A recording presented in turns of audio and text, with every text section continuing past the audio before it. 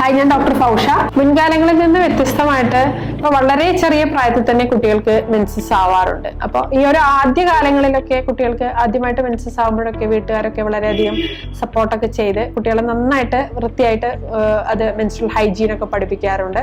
പക്ഷെ അതേസമയം പിന്നീട് ഈ ഒരു മെൻസ്ട്രേഷൻ 1-2 മാസം ഇല്ലാതിരിക്കുകയോ അതല്ലെങ്കിൽ അത് പിന്നീട് ഉണ്ടാകുമ്പോൾ സാധാരണ നിന്ന് വ്യത്യസ്തമായിട്ട് പെയിൻ ഉണ്ടാവുകയോ ഒക്കെ ചെയ്യാറുണ്ട്. പക്ഷെ ഈ ഒരു സമയത്ത് കുട്ടികൾക്ക് കിട്ടേണ്ട ഒരു മെന്റൽ സപ്പോർട്ട് പലപ്പോഴും നമ്മുടെ സൊസൈറ്റിയിൽ അങ്ങനെ കിട്ടാറില്ല. ഈവൻ വീടുകളിൽ നിന്ന് പോലും കുട്ടികൾ അത്ര ശ്രദ്ധിക്കാറില്ല.